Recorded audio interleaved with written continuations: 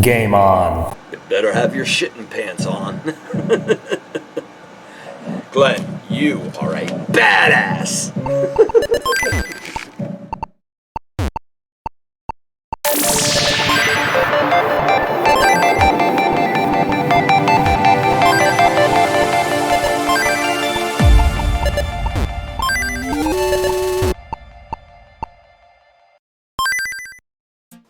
Hi everybody, thank you for joining me on today's edition of Glenn's Retro Show. Today's a video I've been wanting to do for a really long time, just never seemed to get around to it. But I did have some time today. It's been raining outside, so I figured I would just sit down and blast through this project. And it's to talk about this, the Milton Bradly Microvision. Now this little guy was released back in 1979 for about $50, and you know, back then $50 was a lot more than it was today, just for inflation. But what's really cool about this little guy here is it was actually the first console with interchangeable game cartridges. The whole front of the machine here actually comes apart. It's not the easiest thing to do these days. It kind of sticks a little bit, but it's old. And you have your main console here. Now, what's really interesting about this, not only was this the first console with interchangeable game cartridges, but it is also one of the first machines to have an LCD screen, a very primitive LCD screen, only 16 by 16 pixels.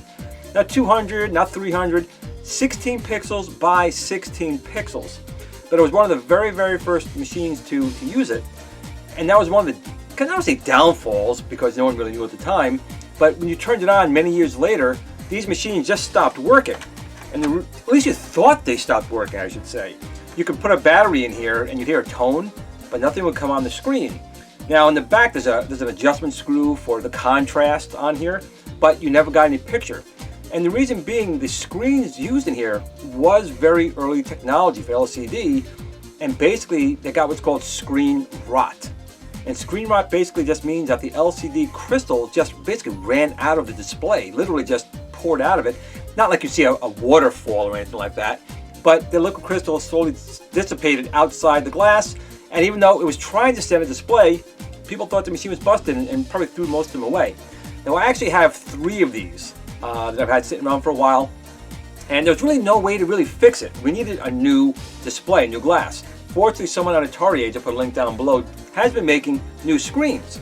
Not only can you get an original redone screen, so not an original, but a redone modern screen using better LCD technology that won't give you screen rot. You can still use a non-backlit version, but he's now making a backlit version of it. So I actually have 3 of these, and all were in different reason for not working. All I thought had bad screens in it, but we'll find out in the video that was not always the case. But I thought it was time that I would order 2 backlit ones and just see how that went. I figured if I'm going to play this, the backlight would make a big difference. So again, I did have 3 of these. I have a bunch of game cartridges. Now another issue these things do tend to have, in addition to the screen rot, is again these interchangeable cartridges. I'm going to show you right here. Here's one of the cartridges. And you may think this just has a game ROM in it, and then the processor and everything else was inside here. That wasn't the case. I'm not really sure why they did this, but the processor is actually inside these game cartridges. So you paid $50 for this, about $34 for one of these, almost the same price as one of these old consoles, because the CPU was in every one of these versus having the CPU in the main unit. And if you pull these back, you have a little, the dust cover here. You can see there are the pins. And inside this portion right here is your processor and your game code. And what would happen a lot of times is when you put this in, if you weren't careful with static electricity, you had a chance of putting this in and actually frying this, and when it went in, it actually fried the console as well. So there were different revisions that they tried to find ways. They put like aluminum tape inside there to try and dissipate the static electricity before it hit the machine. So I thought 2 of these machines, I heard a tone when I put in a battery. And actually another thing I wanted to tell you is I have the back cover off of this one right here. This would take, this particular one takes 1 9-volt battery. Put 1 9-volt battery in here like so, and then it gave you a spot for a secondary. That's kind of nice. You know, you have your first battery runs out, you have a spare. The only reason this other battery spot is here is because the original version, which I do have, really needed 2 9-volt batteries to work. So later versions only needed 1 9-volt battery, but the original version of this, which I have, which I can show you later in the video, actually required 2 9-volt batteries. But You know, that's probably the only weird things with the Microvision as far as the screen rot, you know, a possible static electricity, frying the game cartridge, needing 2 9-volt batteries, eventually with one 9-volt battery and giving you a spare compartment. And the last thing is here on the American versions, well, actually all the versions, it's just a spinner, a potentiometer. So there wasn't too many other types of games you have in there other than breakout style games, except for this right here.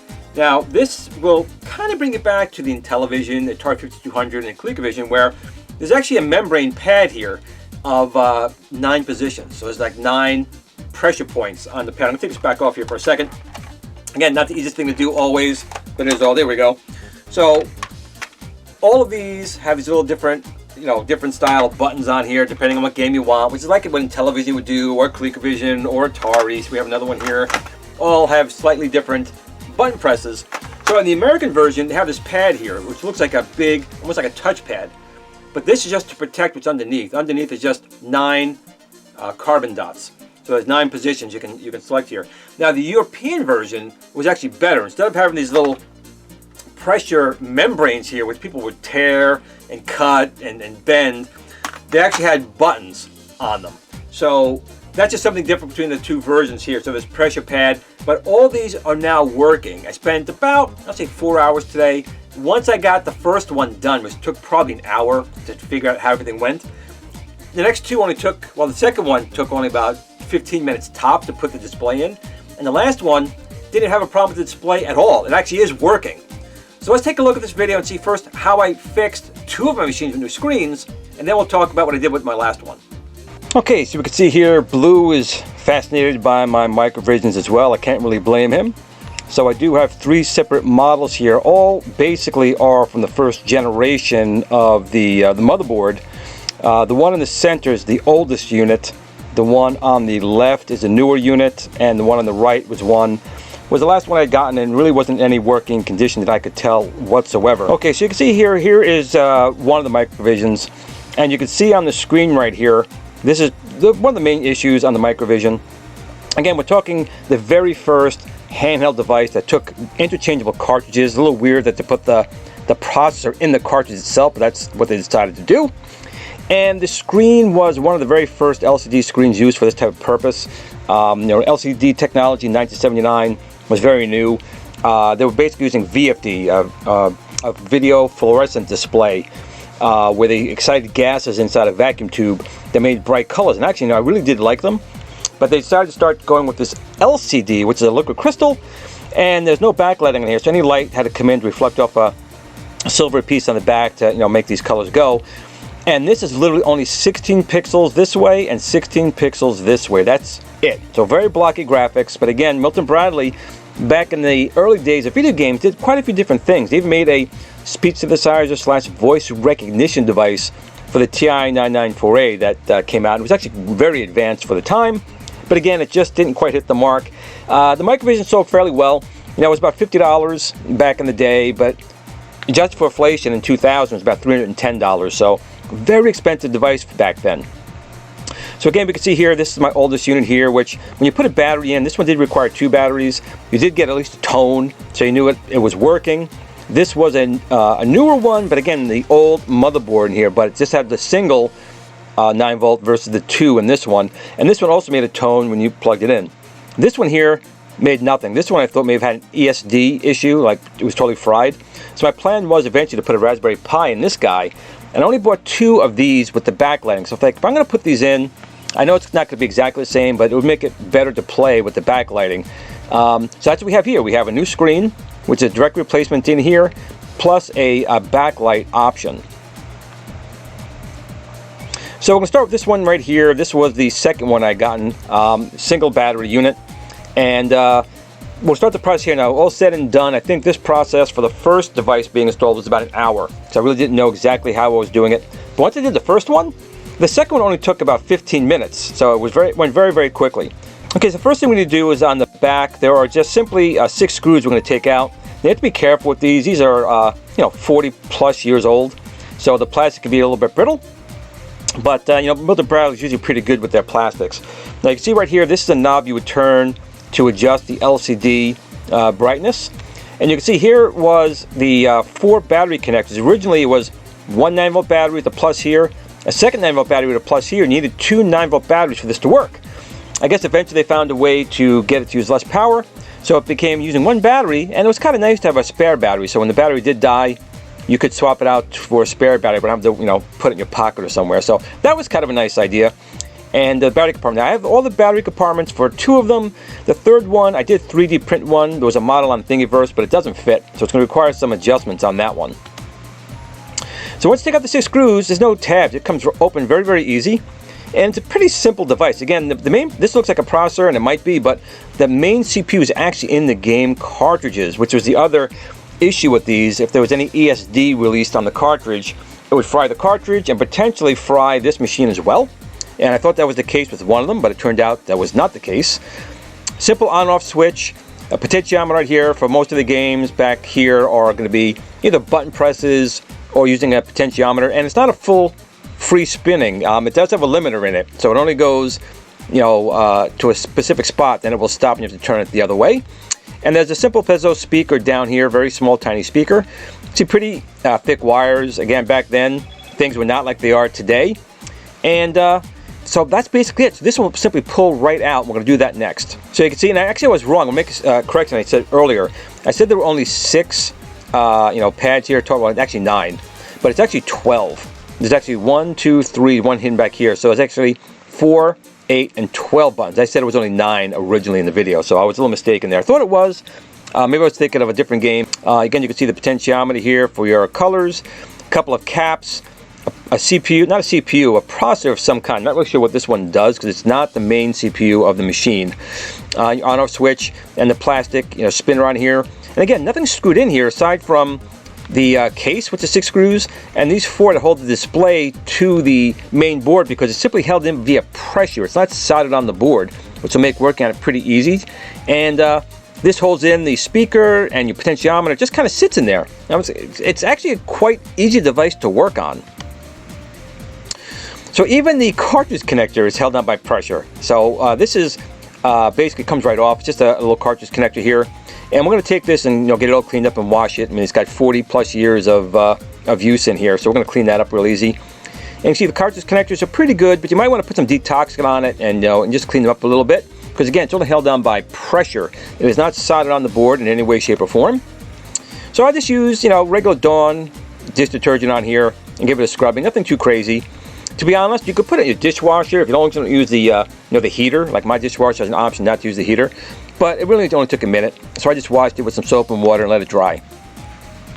And here's pretty much all the main parts of the device. You have your main board, you have your cartridge connector, which kind of sits right up here with pressure, your piezo speaker, your potentiometer, your on-off button, and your 12 button pad, and our new screen here, new screen and a backlight. Again, you can just buy just the screen, and I may just get that for that one that surprised me at the end, even though I'll get to that in a minute. But right now I got both ones with the backlight. So all we're going to do is take out these 4 screws carefully because once you do that, the screen will be released. It's not soldered on, and you want to kind of see how everything's set up originally before you start, you know, messing with it. So once these screws are out, you can see there's a little copper plate here which tries to protect some things from a static discharge. Here is the cartridge connector that this literally just sits on, and here's our screen. I know it looks dark, but it's actually, there is a polarizer on here, which we're not going to use. And the new screen doesn't need it. But you can see right here, there is a little connector piece here, and there's a connector piece here. Now these are, again, simply held down by pressure. So it's been sitting here for 41, 42 years, so it's kind of sticky, but it is not actually soldered on, which is kind of interesting that that's used just a pressure connection, but they did.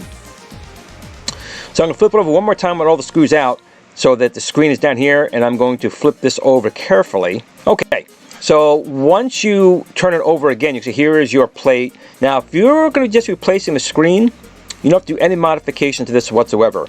But to fit the backlight in, we're going to do a small modification to this little spot right here. We'll go with that in a minute. But if you're, again, just buying a standard screen, there's another other modification. Just kind of swap it out and put it in. Now, you can see here this blotchiness in here. This, you could tell this screen has basically has screen rot, and the screen rot basically means that the LCD crystals came out between the glass, and literally it is 2 pieces of glass just sandwiched together. with spots 16 across, 16 down for a grid.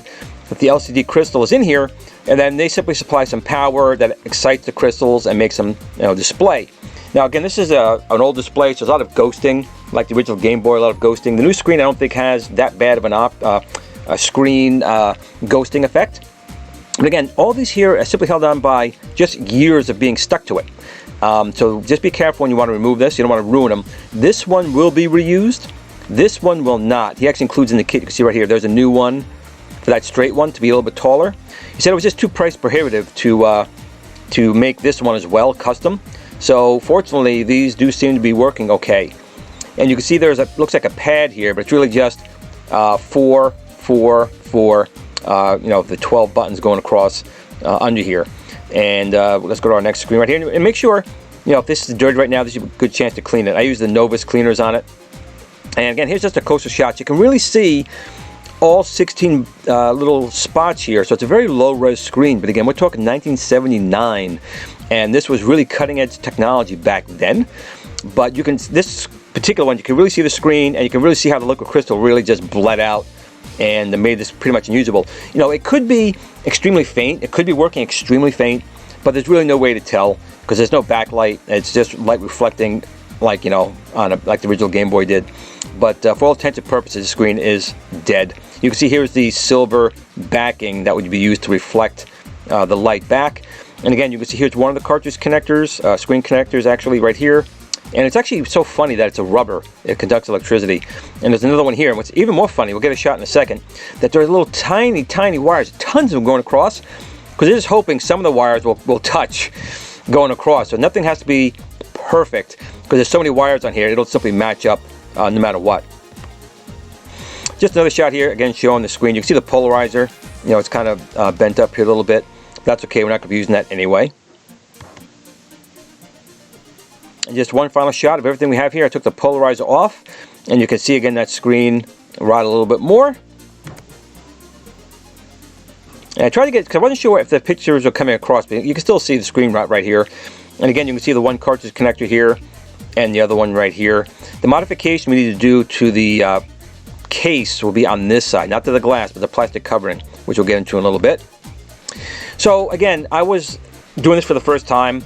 You could use your fingers here. I did use a screwdriver very gently, but you probably shouldn't use anything metal. You run the risk of scratching, but I'm usually pretty careful in doing this, because this is really simply stuck due to 40 some odd years of sitting there. There's no solder, there's no glue, there's no tape. It's literally just stuck there from years and years of sitting there. So a little prying just to pop it off. So you can see in the back. Now if you're using, again, if you were just replacing the screen, not using a backlight, you need to save this green pad. You would take your new screen and put it on this pad and put it back in.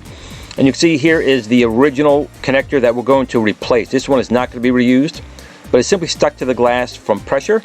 This is the one we do need to keep. I'm going to zoom in on this just for a second here, so you guys can kind of see that. So when I zoom in, you can see there's a ton of these little black wires going across. This is your power connectivity. And again, they don't need this many, but because they're not being accurate, any wires that touch here will get over straight across. So as long as one of these is touching, it'll work. And that's basically what they did. This one, you have to be very careful. Just give it a little pressure, popping it off, and you don't want to damage this. You damage this, you're going to be in a world of hurt, because there's nothing's going to be able to replace this piece here. But you can see here's one piece of glass, and the other piece of glass just crisscross the glass, and they put the LCD material in between it. And again, new technology back then, it just did not last. So you can see here, I'm just putting a little pressure on it, and what I do is I just put a little pressure, but then I went to here, and I put a little more, and this just came off, and I worked it very, very, very gently. Again, it could probably take it, but again, you're talking 42-year-old piece of rubber with some carbon transfer lines on it. Be as careful as you can with that, and because you do need it. But you can see how many lines are on here comparable to how many that are actually on the board. So there might be 2 or 3 of these that touch, just to make sure it goes across and makes a contact. So that's it. So originally I knew he sent a new one. I put the new one here, just said I don't want to lose it. But basically these are going to be reused. You can see there are tons of these little black lines going across.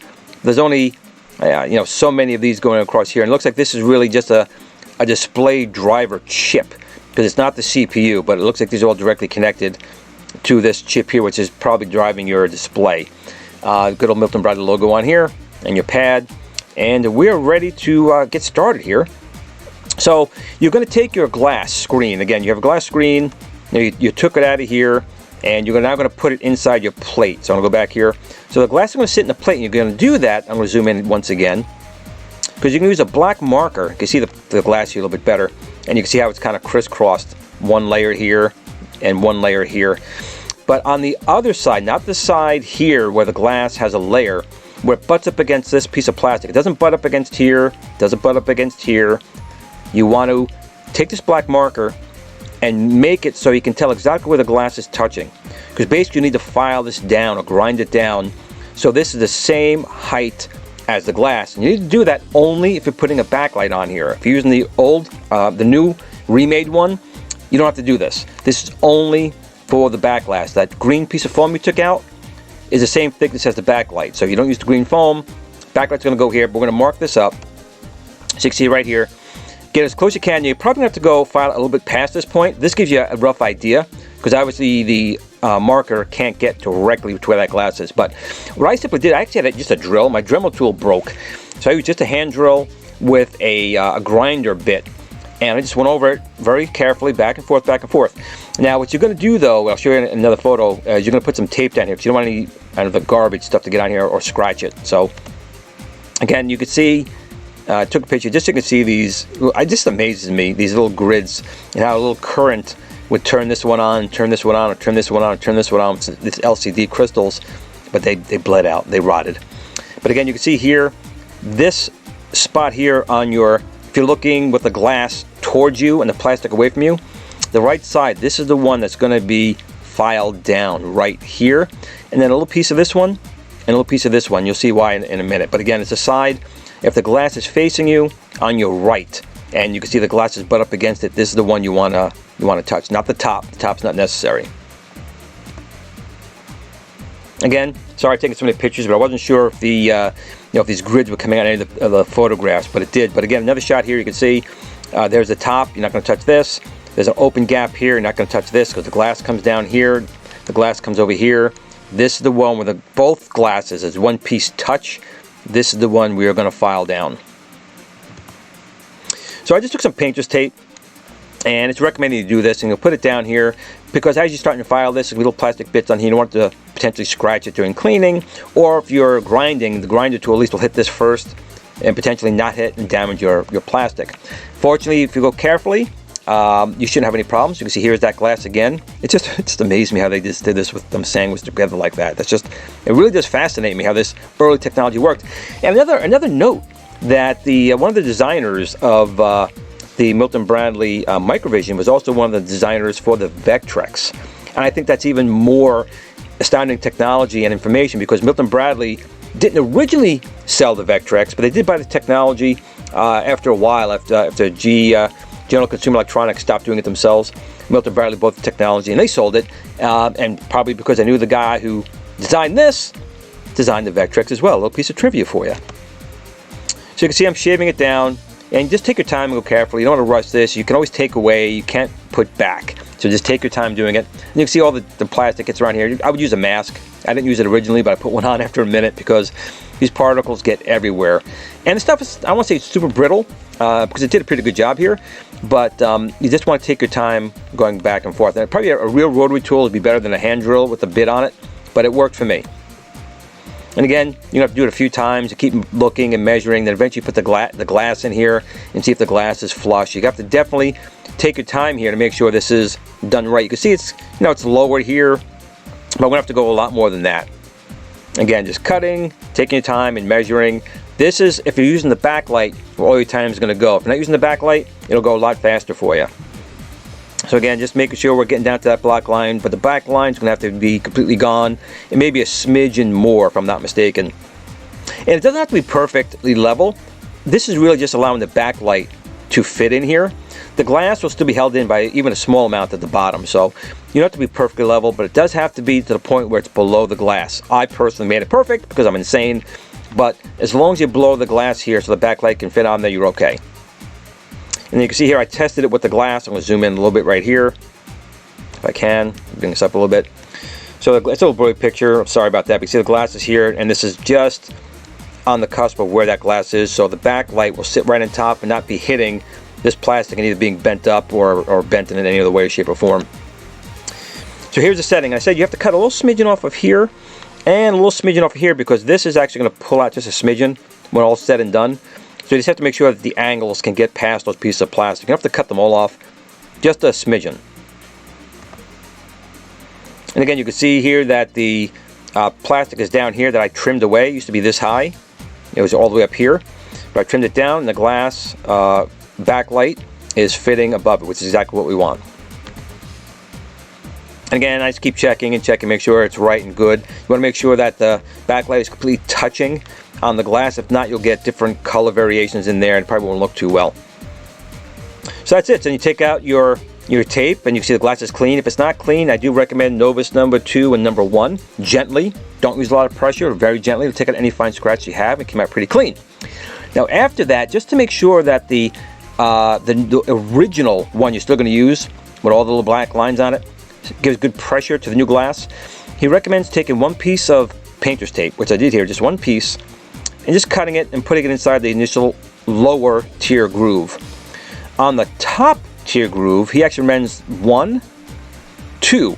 So I took 2 pieces of tape, put it on top of each other first, so there's 2 pieces of tape on top of each other, then cut it to length and size, and then placed it on here with some tweezers. So this is 2 layers of tape on the top tier, 1 layer of tape on the bottom tier, and that's just to help make a good connection to the LCD screen. You could probably do it without it and try it, but if you get lines not coming in properly or not working right, you're going to need this tape. And it doesn't take long. Very, very simple to do. So you can see here's the good old tweezers here. I used to put this on. And the screen looked fine, but you know, I did it anyway. I wanted to polish it. So I used some fine scratch remover, Novus number 2, and a good microfiber cloth. Very gently on here. Don't put a lot of pressure. Very gently. Clean it, wipe it, and then I use Novus number 1 to give it a good shine on there. And that's basically it. You have our 2 layers of tape on the top tier, 1 layer of tape on the bottom tier, and we're getting ready to start reassembling it. So you can see first you put in your rubber original piece right here, and you can see how many lines there are once again here. So once you have this in here, take a Q-tip. And you want to take a Q-tip and just gently, not a lot of pressure, just gently going on here. You'll notice as you put the Q-tip back and rub back and forth, this will come a little darker like this. Right now it's not having good contact. So just going over with a Q-tip up and down gently, you see that become a little more black. That just means it's touching and making a good contact to the glass. It doesn't have to be perfect because once you seal it, it'll put pressure on it. But if you don't get a good seal, like if it's black here, then nothing here, then black here, then nothing here, you might have warps in here.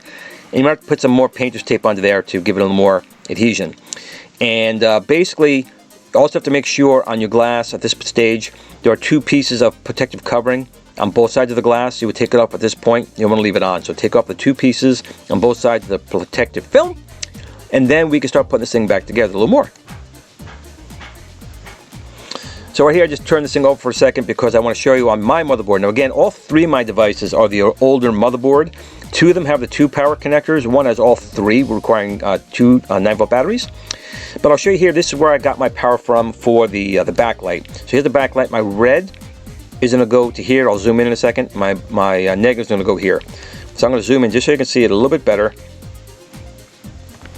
So on this board, the power will go above where the capacitor is over here, red. And then I'm going to move this over just a little bit so you can see the negative. There we go. And then you have your power terminal. You have well, 1, 2, 3, and we're going to cap to the top of this particular trace. And look how big these traces are. You'll never see traces like this anymore. They're all like microscopic and multi-layer boards. Such a simple device. And that's it. So I soldered, there's a resistor in here to bring the voltage down to the proper voltage. So my negative goes there, positive. Now you have to check on this website to make sure you're getting the right spot for power, because there are different revisions of boards. Mine, all 3 just happen to be this one. So you can see here is the tape here that has the original one you're using, and then the one he added is actually right here. And I'll zoom in. Again, there's no there's no specific spot for this one. Just get it as close as you can. Again, there's so many lines on there, they didn't really care. But you can see, as long as you make the device, the pink part, top of this one here, and the lower one right here, you'll be fine. Because this is filled with these little black lines. So as long as you got it close, you should be able to make contact. So you can see the screen is in here. We took off the protective film here. We have the original rubber one. I'm sorry, the original rubber one's down here, and then the one he includes here. Just be careful putting it in, but it's really not difficult. I mean, it's fairly robust, I guess, for a device. It's sensitive on one side, but it's such a simple technology. It's a little more robust on other sides. And you can see here's the backlight. Now the backlight was probably the biggest pain. So if again using the original remake screen, it'll probably be much easier to assemble.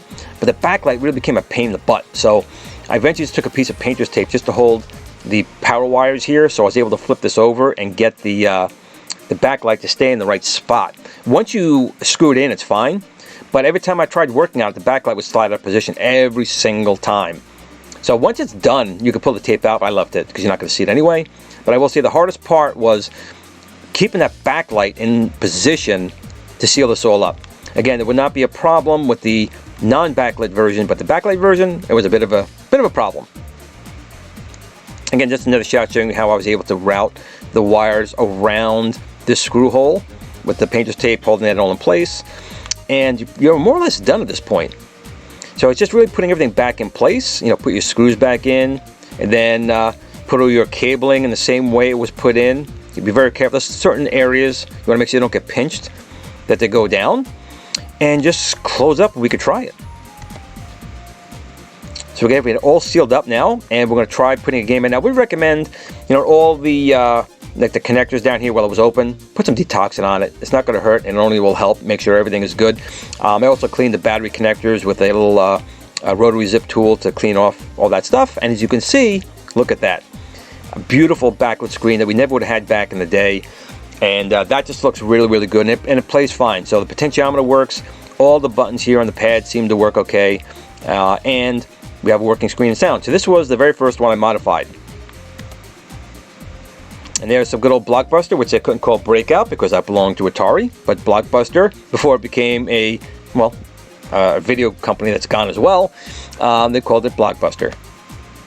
And you can see how well that screen works. And you can see here, there's still the adjustment here for the contrast. So to me it looked fine. The camera picked up some of these on the back, but again, it's still based on a very simple technology, and you adjust on the back of the unit the contrast, but it does work, and that's all that matters to me. Microvision Blockbuster by Milton Bradly. So here is now the secondary unit, the oldest unit I had that did require two 9-volt batteries. And in this one, here is the cartridge connector, and this pin initially was like bent back this way. I didn't get a picture of it, but it wasn't like here. Someone must have rammed the cartridge in and literally bend it so it's this way. So of course when I tried to push it back, it snapped right off. Now they might have still this connector, I really don't know, but I always try to fix things if I can. So I simply took my X-Acto knife and I started carving it down here a little bit. As you can see, I carved it down a little bit to make a spot for me to try and solder this.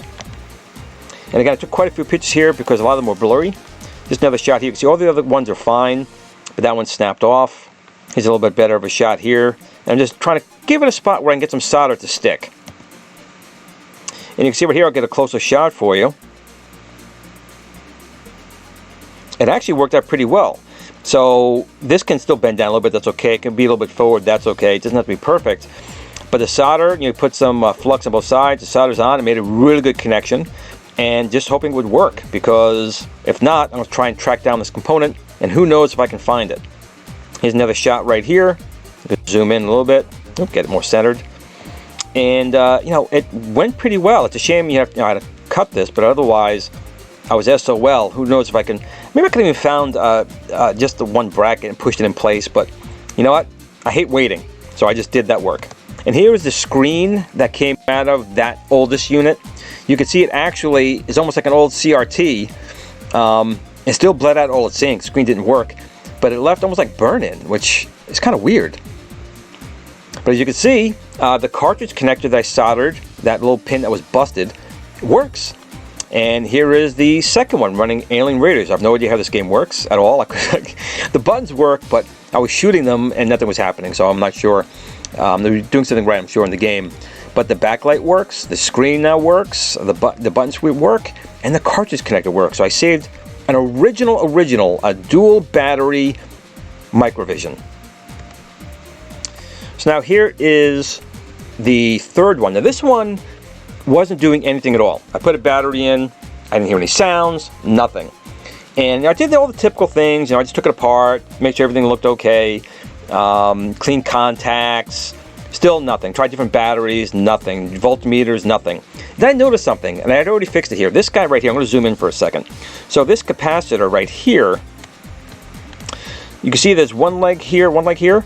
This was twisted 180 degrees to where this leg and this leg, you can't see it from this photo, it's longer, the legs are longer, but they were actually twisted together. They were touching, causing a short. I'm like, what the hell? So I untwisted that, thinking, okay, maybe it'll work, or maybe it fried because, the capacitor was now shorted. And I still wasn't getting anything, so I started fooling with the power switch. I noticed when the off position, I heard a beep. In the on position, it didn't. Off, I got a beep. So when I looked at it, someone was definitely in here before, because the connector here for the power switch, there's a piece of plastic post that's supposed to keep it in place, snapped off. So they must have worked on it and put the switch in backwards, so the off and the on position went out backwards. So I ended up having to fix this. I may 3D print something in here to hold it in place, but I didn't feel like doing it. I just had some hot glue and I hot glued it in place. And I put the switch in the right position, untwisted this, and I was able to get it to work. So you can see here's the on-off switch here, and there's actually, this post also broke. This I'm going to probably force together with a little clamp and put some super glue in, which will probably be fine. But behind this right here, there's a post like this, and it just snapped off, which is very common for these units. So for right now I did use hot glue, but I might actually 3D print something in here to hold it in place a little bit better. Here's so you can see a little bit better. So these two posts, this post and this post, were twisted together. I don't know how that happened, who did that, why they did it, but in any case, that seemed to be the issue with this thing not doing anything at all. So the first thing I did was I cleaned all in here, I cleaned this contacts, and I turned it 180 degrees so that the on is in the on position, off is in the off position, which it should be. And just put in some hot glue. And I think I took another shot of that over here. And I do use quite a bit because there's not a lot for it to hold on to. Put a little here, a little down there. And it definitely works. This is now in the right way for on and off. But again, I might just 3D print a post and a filler in here, which will hold everything in place. But for now, I did not do that. And again, just make sure your wires are going the way they should be. Make sure they're all in the right spots over here. And this shocked me more than anything.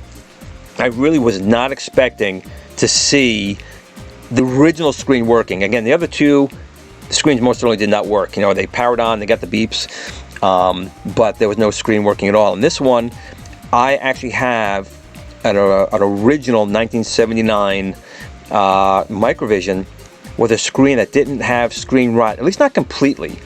I do think that the screen's a little bit faded. You can see there's a little ring around here, so I think it is bleeding out some of the LCD.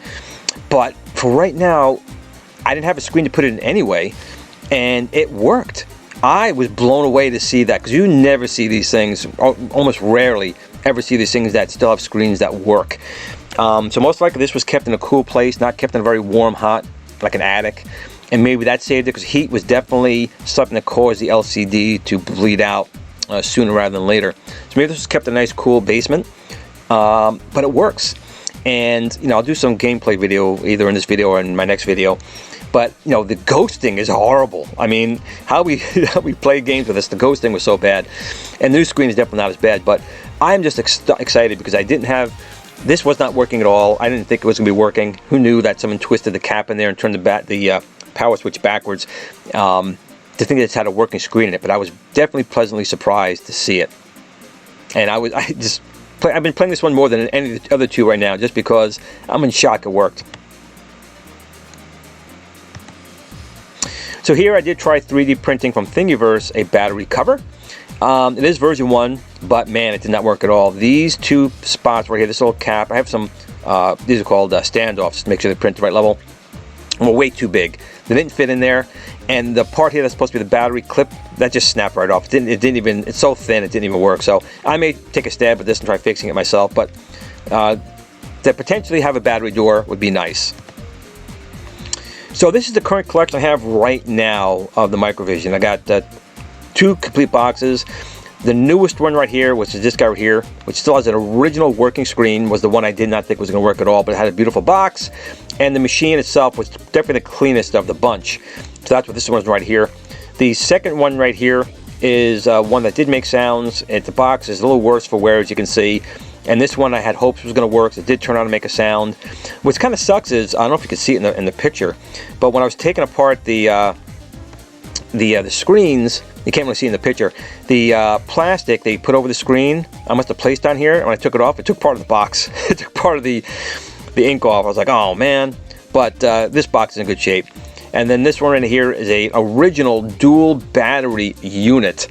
And what's really weird about this one is that I think it was going to work, and it did, but I was concerned it wouldn't, because the spinner, if you look at this spinner and this spinner, these sit much higher. There's much more to grip on, and they got a silver color on it, much higher to grip on. This one is a little bit wider, like beveled, and thinner and lower. So I thought it was busted. I thought it wasn't coming out the whole way, but nope, that's the way that one's supposed to be. It's just harder to play, and they obviously changed it to make these bigger spinners on here. But this one does require the dual batteries. So I got, 2 blockbuster games. I have an alien game right here, pinball, Star Trek Phaser Strike, Mindbuster, 2 baseballs actually, bowling, Connect 4, and Vegas slots. And this one, it seems to be a little buggy right now. I'm gonna have to do a little more cleaning on the edge connectors on it. But again, it's a beautiful collection. There's only 3 games I'm missing right now out of the entire collection, so I'm pretty happy. I mean, when people talk about, like a Jaguar or the Virtual Boy having a very tiny library, I think possibly the Microvision might be smaller. I might be wrong, but I think the Virtual Boy may have had more games than the Microvision. Okay, here is the very first one I worked on. It looked like it was in pretty decent shape, and when I put a battery in, this one does take 1 9-volt battery, so I'm going to turn this around to the back, and you can see they started putting in here main battery and a spare battery, because this one only requires the 1 battery, so make sure we get our polarity correct, just like that. Put our back cover on, like so. And here is the knob you would turn if you want to change the contrast on the LCD. So that's what's your problem here on the new one. And you can see this one is in pretty good shape. I mean, it looks really good. The coloring, the paint's still on here fairly well. And again, when I turned it on, I heard sound. So I knew this one had screen rot. So I'm going to turn it on now. Let's take a look and see how that display looks. So that, to see something that hasn't worked in like, 30 years, that's pretty cool. So I'm going to turn this around a little bit here, and I'm going to see if I can go through the viewfinder here, because I really can't see it too well offside. So I'm going to go like this and make sure you guys can see it there. Okay, now after I finished that first one, I said it took about an hour to put that display in, because I really didn't know what I was doing. You have to do some cutting and certain things to make sure it was done right. But once I did the first one, this one only took about 15 minutes. And this is actually the oldest one I have, the oldest model. To be honest, all the models I have are the older generation motherboard. But this one is a dual battery. This one requires 2 9-volts to work. And you can see this one definitely looks a little more beat up. You can see it's definitely had more use on the case. And even the spinner, I'm going to take the other one back here, the first one I did. They even changed the spinner a little bit. You can see the older model here, the spinner is a little more recessed than on the newer model. The spinner comes up a lot further. So I actually did find this one is a little harder to turn. Not physically, but just gripping the button. But I guess that's why they changed it. But again, this is the first one I had gotten, and this one is an older one. So I'm going to turn to the back here, take off the battery cover, and you can see on this one, there are actually all these pins here. This one does require 2 batteries. We got to make sure that the positive goes to the center on both. This one, I guess, would eat through batteries, and put our back cover back on here, like so. And again, we still have our contrast back there, but it's not really needed. And we're going to turn the sucker on. So let's see how this thing works. We have our switch over here on the side, and here we go. And there we go. So once again, a beautiful screen on there, and the backlight just really makes a huge difference. I mean, we were playing this back in the day you couldn't play it in the dark. You had to play it where there was some type of light. So this wasn't a game you could hide in your bedroom and play, unlike the VFD games that were out at the time. So this technology was kind of neat, but you were limited how you can play it. So this backlight feature on here is phenomenal. It's not hard to do, but it really does make this a much nicer console. I'm just glad that this first generation Microvision is once again in a working condition. That's kind of funny. The very first one I worked on, I was pretty confident I was going to get working. My second one, which was the original version released by Milton Bradly, I really didn't think that was going to work at all. That one came to me in really, really poor shape. I thought it was all busted up inside, and I was actually surprised it came to life no problem with the new screen. Now here's my third one that again looks like it's in pretty good shape. You know, the spinner, everything on this thing looked really good, but this one I couldn't get to power up at all. I wasn't getting a tone, nothing. So someone definitely worked on this one in the past, and I'll explain to you why I think that. So again, I thought this one was completely dead. I wasn't going to work on it today. I got two working. I was going to use this just as a, you know, like a model unit to show off, but I couldn't leave well enough alone. So I took it apart, and the first thing I kind of looked at was just testing continuity on the power switch. And here's the power switch. This thing I'm staying in very well. There we go. Power switch over here on the side. I did notice that the power switch was pushing in. Now, what was pretty common in these things that people would be pressing on the power button a little too hard, breaking off a little peg, and the switch would fall in. So I thought maybe something happened to the power switch. I was looking at it, and it just wasn't looking right to me. It was broken off, but it turned out that the switch was reverse. So the off position was actually on, and the on position was off. So it should have worked either way, though. When I was turning on and off, I should have heard a tone one way or another, and I wasn't hearing it. That's just something I noticed, so I fixed that. But also looking on the motherboard, there's one capacitor was in here that actually was turned 180 degrees so that the legs are supposed to be like this. The legs are actually crisscrossing and touching. So there was a short. So what I did was I first just twisted the capacitor so there wasn't a short. I put the power switch the right way, used some good old Detoxit on here, and this one doesn't have a back panel on it. So I tried 3D printing one and it didn't come out too well. I have to try 3D printing another one. But on Thingiverse you can get a battery cover, even though it doesn't fit. It's going to need some modifications. But this one does use one battery once again, so I'm going to make sure it's right. I'm going to put this in. Now this one is the one that shocked me, because again, I only purchased 2 new screens with the backlighting. I only bought 2 new screens. I didn't have a third. So this is the stock screen that came with it, and I was pretty shocked when I hit the power button. I was expecting just to hear a tone. So since I did hear nothing on it, I thought this one was a unfortunate recipient of the static issue where it fried the board. But again, once I put the power switch in the right position, I returned the capacitor and used some Detoxit, and I hit the on button, I got the shock of my life. I don't know if you can see that too well. I hit the go button here once. Hit it again. This thing actually has a working screen. This thing, if you could see it, again, these screens are not going to be the easiest to see. Let's get over this side here. It is just not easy. Let me turn it around this way so I can see what I'm seeing, what you guys are seeing. So you can see there is, sure enough, the screen there. And you can see my spinner works.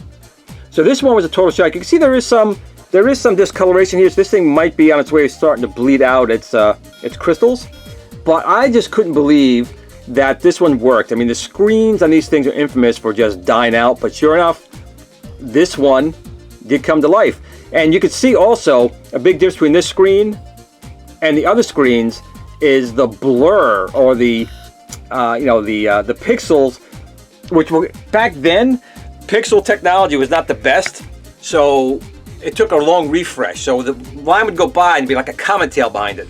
The new screens really didn't do it that much, but you really notice it on this. So I'm glad, even though it's working for a while, I'm just pretty stoked to have a unit from that back in the day that has a working screen, even though it is kind of hard to see. So I don't know how long the LCD will last in this one, so I'm probably going to buy this one, a non-backlit one, just to keep it looking stock. But you know, that's it. I was pretty excited to see that. That was like one of those things that you turned on and you're like, oh my god, it works. So that was kind of cool. So I'm going to do another video later on showing more gameplay. Maybe I'll do more of on the Microvision in the future. This one was really just showing what I did to get these working again. And again, I'm pretty happy to have these things working once again. So did you guys have a Microvision? Did you guys see one, ever want one, or have one that died out? Leave some comments down below. I want to read that down in the comments if, in fact, you guys had it. And are you going to try and go and get these fixed while they do make these new screens? Because for the most part, the static issue does seem to be one of the big problems with these, but out of all 3 of these, I got them all working. One didn't even need a new screen. So sometimes just detox it and a little cleaning can get these things working again. But once again, as always, I really appreciate you guys watching and taking time to watch another episode of Glenn's Retro Show. If you did like it, please like, share, subscribe, tell your friends. And remember, no matter what you do or how you do it, game on. And now I could do it 3 times over. So I'm going to go into it.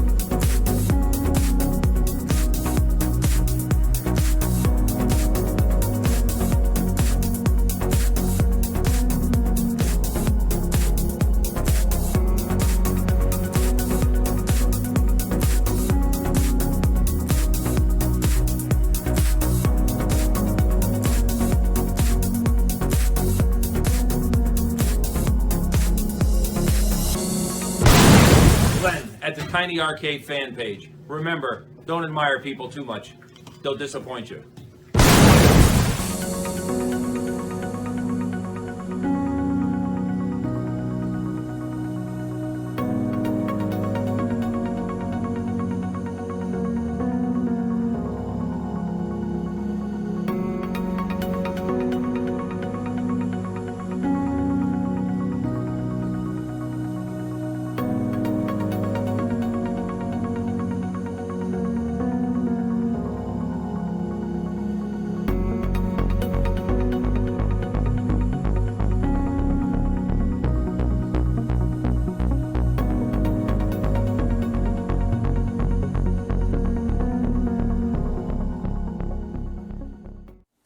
Sit, Blue Blue, sit.